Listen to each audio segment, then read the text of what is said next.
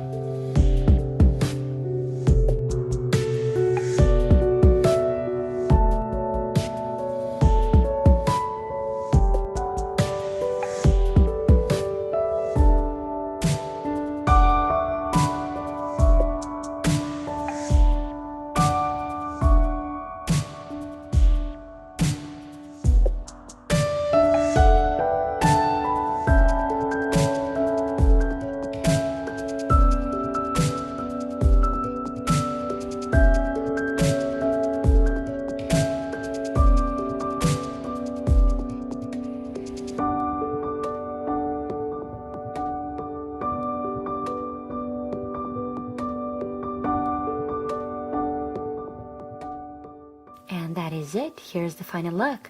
Thank you for watching. I hope you had fun watching this video. All products used are listed in the down bar below. Please also support me by subscribing and liking this video. Thank you, and I'll see you soon. Happy Valentine's Day. Bye.